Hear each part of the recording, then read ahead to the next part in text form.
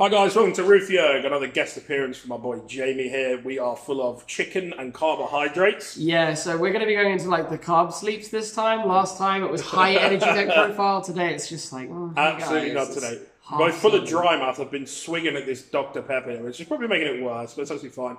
So if at any point I'm talking and I sound like I'm having a stroke, that's probably why. So you have to give me a bit of leeway on that one, guys. I asked Jamie here, if we kind, I know you guys are probably sick to fucking death of my Burning Abyss videos, but if someone else is playing it, that's my get out, right? So, we've got Jamie in with his build. Yeah, we've got me in because like, we couldn't afford Tom Rose, so we figured we'd go like budget, and I just kind of talk about the same things that he did. This isn't also the real Jamie the Kid, if you didn't know. This is Jimmy the Kid. That's the one, yeah. The bootleg version. The bootleg mispronounced one. So we got him here, and I thought I'd grind him in, most reluctantly, but he at least pretends enough to like me. Yeah, I like to do this. And nothing else on. So, we won't talk much more shit. I'm lying, we will. Yeah, so we're going to dig into the profile. Those of you who've been across my channel, don't worry. This is a little bit different. This is the deck that I actually bothered to play to locals rather than the one I theory crafted for my own viewers. So we ended up going 4-0 in Swiss, and then typical being first place in Swiss, lost to 8th place in the top cut, which was great fun. So Always the way, yeah. So we'll dig into the profile. It's hard to be that varied with a BA deck. So there's going to be a lot of stuff, jokes aside, that Tom Rose will have played and other notable BA players like Joshua have played, but I'll try and express my kind of thoughts and mentalities. So diving in, everyone knows I'm going to start off with Tour Guide, right? Tour Guide it's a really solid card when you see it, and if you have it along with an extender like a Danger Monster and a Galus, it gets really, really strong. But otherwise, I end up like using Scam so infrequently now because I feel like the value is in a lot of my other BA plays. I don't see this as often as I wanted to, and there've been a few deck profiles I've made on Dueling Book where I've actually not even put this in, and I've not really missed it. Controversial. Yeah, like dark thoughts on the first card, but Tour Guide is Bay. So it's there for a reason in every difficult profile. choice, but we'll speed up this profile anyway because I just spent a minute on Tour Guide. So moving through three Finnish Rhino Warrior, everyone is right. This is the one card you cannot cut down for the sake of Hydrolander. This card gives you so much utility. The fact that you can just go summon this guy, reveal a handful of BAs, special summon them, and OTK someone is bent. Or the fact that this is basically, hey, you have the Dante combo if you opened me. Congratulations. So he's obscene. If anyone has any supers, hook me up. BA stuff, it's the standard lineup. Everyone hates playing the BA monsters, but they let me make Beatrice. 2 Scam to search not Tour Guide. 2 Farfa to make problems go away. Graf, his only job is to find your Pigman. Kalkab makes scary back row go away before they become scary. Alich, I don't know, maybe you play some rogue decks, like Shien's kind of scary for your Sekka's Light, this lets you turn him off. Libic lets you, I don't know, make nightmare monsters kind of easy by special summoning Seer. And Barbar just wins you games, like you just run into time and go, hey, I burn you for 300. I guess that was a game well played. So that's the like BA and supporting Fiend content. As Tom says, the rest of the deck is extenders. So we do play the danger content. At the moment, I'm not too much of a fan of playing 3-3-2. So I am still just playing the 2 Tsuchinoko, the 2 Jackalope, and the 2 Danger Nessie. I'm always sitting there going, there must be something better to play than Nessie. But it is the only card that has the utility to get into one of these if you hit it. Otherwise, you're just like Mothmanning your hand. And that's just not good Yugis. You want to have advantage. Stuff needs to pay for itself. So you need to stay unfair, and Nessie is unfortunately the 3rd unfair danger, even though it's not remotely level 3. I experimented with the Chaos Dragons. I know I said in my previous profile on my own channel I wasn't the biggest fan of them. I flip-flop. I really quite liked them today. There were situations like my top 8 match in which I milled 2 of these while I already had the 3rd, and it was kind of useless. But in the majority of plays, the amount of Nightmare plays, Boral Sword plays that these assisted with, they were really worth having in the deck. They really extended a lot of what I could do. The fact that you go 1 monster, 2 monster, and then you have a 3rd in hand as discard fodder is phenomenal. And then we have kind of the supporting cast. So 2 Galus, again, burn is obscene, level 3 extenders are obscene. I did hit a Sekka's Light today with this and still won the game. So, I mean, I guess you don't need it, but it's still kind of cool. Malicious, the most controversial pick I think in any BA deck. Is it good? Is it not? I don't know. But I can overlay this with Brionac and make Beatrice. So it's slightly better for me than it is for you. Then 2 Mathematician, and of course the Edge Imp Sabers, I guess the new Tour Guide combo or the new 2BA combo on the block. I really like this. It lets me put back cards like the Malicious or put on cards that I want Galus to hit. It has so many kind of cute niche interactions, and it's once per turn. It's not once per duel. It's not like Plague Spreader where it banishes itself. So the utility is always there when it's in the graveyard. It's another good mill. So it's always great to have more strong mills in the deck. And I really quite like it and what it's brought to the deck. Something I don't like is Mare. I really appreciate Yazi for the card it is, and the potential that Mare brings to the deck is really good. However, I need to learn some of its combos. There's been situations where I've just used this and made Brionac. There's been situations where I've made like a few interesting plays, but I feel like I bring out my Mare far too late because of the fact that I only play the one Destrudo. If I was playing Tom Rose's exact build and played 3 Destrudo, then maybe things would be a bit different. But I'm not sure if I want to continue playing the Yazi support through the Mare, or just going straight with the Yazi, or going back to Black Rose, which I played for Milan. But we'll see how we go with that. Otherwise, for the kind of last one-off, we play Fairy Tale Snow. Sometimes I wish I'd play 2 of this, but one is absolutely plenty. So that rounds off the monsters almost, except for, of course, the 3 copies of Orbital Hydralander. If you open this card, you're going to have a good game. Pure and simple. Read it up, Yu-Gi-Oh! Wikia. Its text is obscene. And then, of course, for the spell lineup, we played 3 Sekka's Light. Hook me up with a 3rd super, please. But this is unfair. It's Pot of Greed that then cycles a card out of your hand. So card's dumb. It's why obscene. we play it. It's so obscene.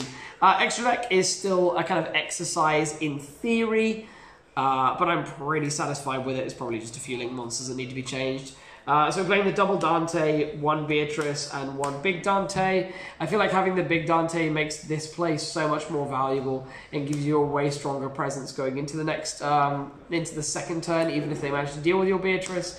Gives you 2 cycles out of your hand from BAs, which you've likely drawn, which in my opinion, after the second turn, BAs become almost slightly less powerful as you start to run out of them and have to start moving into your extenders to make your link summon plays. So cycling those out into legitimate extenders makes this, in my opinion, really strong. I've never heard anyone talk about that kind of theory, but I feel like it's a very important piece of value to observe with the deck. But that's the kind of BA extra deck until we get Cherubini. For the Synchros, we're playing 1 Yazi and 1 Brionac.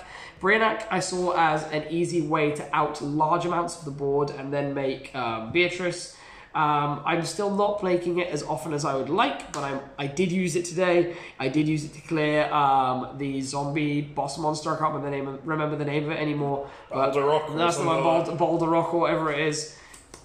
It's good. I think Brionac is a sleeper, and I'm looking forward to the more potential it's going to bring. But I need to use it in the build that mains hand traps, because you see, I didn't main hand traps, and the hand trap is the easiest way to make this.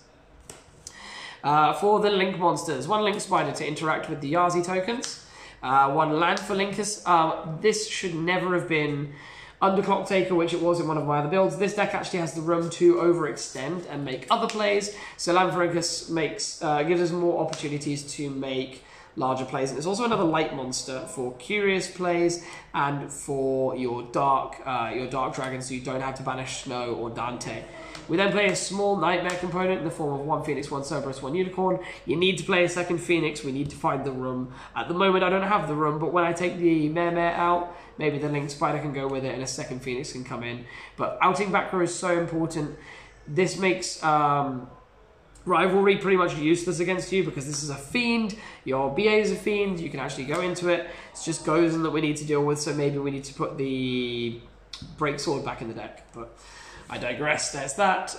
Then for the last big boys, I guess, is Topologic Trisbania. Still the absolute bane, if you'll forgive me, of all the back row decks that are out there in the meta right now. It's just like too good not to play. Curious, because it's an easy way to get into your Snow and get you extra mills, get you add backs. It's just silly good. And then we play the 1 Borrowload and 1 Borrow Sword. Borrow Sword just wins. Like in both of these, just kind of steal games that you have no real right to win. So I don't understand why you wouldn't play them, because almost every opening hand you have can make it, and that's how you win your games. Then for, this is a great deck to play if you really hate playing Yu-Gi-Oh! And you really just want to enter the event, play for 10 minutes, and then go hang out with your friends. You either OTK or lose to a Floodgate, or I guess Brick, because I play Malicious, but that's about it. For the side, it's all my hand traps, so I don't want to get Rongo Bongoed, so Even though Neospace Connector is a thing, these like stop the connector, and these are just like, I don't know, I had them in my deck box. I'm not going to pretend there was a lot of theory in that, because there wasn't. I played 2 Kaijus, again, because that was all I had in my deck box. I'd probably want to go to 3, I think that would be the correct ratio with a Gardalia, because there's the age-old logic that you can crash Beatrice into Gardalia, the Wind Kaiju, and then get the Purple Dante, and I guess that's kind of niche, but good. And then for continuing through, I played 3 Red Reboot for all the trap decks, and for the Rongo deck, because you can use this as a hand trap to get out the Phantom Light trap. And this cannot be Aqua Dolphin, so it's an interesting hand trap interaction there. And then I cannot escape the theory that this is correct. It's the 3 Twin Twister and the 1 card destruction to get you to those Twin Twisters. I feel like I heard Tom say about it, and I really do agree with him, that playing the card destruction just gives you an easy way to kind of move through your opponent's deck, and you can stymie them anyway if you're making them mill important combo pieces. But most importantly, it also manages to dig you to the Twin Twisters to actually be able to out certain floodgate decks. But that does bring me to about the end of my profile. Do you have closing words or any closing questions? No, just any shout-outs, anyone you want to talk shit about? No. So like, want to call anyone out? No. I guess last time there was loads of call-outs to happen, but I would have, if today had an extra hour on the morning and I hadn't been a slob and stayed in bed, I would have been playing the combo Thunder Dragon deck that now Bowden and Ryan are playing at YCS Sydney, and I'm really frustrated because I didn't make my profile in time, and now I'm going to look like a net decker. He's a filthy net decker. Even though I came up with it like a month ago. And he didn't abuse Hedman today, so... No, I mean, Hedman has nothing to do with GA. Like, if it was Cosmo, then maybe we'd have seen a different story. No, he just needs to actually, like, not ghost us and come back to Yu-Gi-Oh! Instead of, like, calling us ghosts, even though we're all here at locals. And here we are. Where's he? Where's he? I chat a big game when he's not here, and then I am a tiny man when he is. So. Rubs his belly, makes him feel better. That's the one. And anyway, there's wisdom to live by, my friends. But enough fucking memeries for one day. We're getting carried away. Yeah, I can't afford to get carried away. I'm going to fall asleep. Like, the chicken's fighting back. The carbohydrates are just trying to take me down. Well, that's all we've got time for, folks. I need to go have a sleep. Well, thank you very much for taking the time to do the profile. Thank you, Mark, as always, for giving us space to record. Big shout outs to Manascrew. That's the one. Check them out on, I don't know what they're actually. Check them out on the website. All the links will be in the description, don't worry. Shout out to me for recording this, standing here with a terribly unsteady hand, so if there's any earthquake wobbling. Tripod supplied by Jamiethekid00, though, premium gear. That's it. Thank you very much. We'll see you in the next one. Don't forget to subscribe, of course. See you in the next one. I'm afraid that's all we have time for in this video. If by chance you haven't had enough of listening to me waffle at you through a video about a children's card game, you can follow me on Facebook and Twitter. The links are on the screen, or if you're feeling really lazy, you can click the links in the description. While you're at it, don't forget to hit that subscribe button so you don't miss out on future content too. It'll make me smile, I promise. And who can ask for more than that? Thanks for watching, see you in the next one.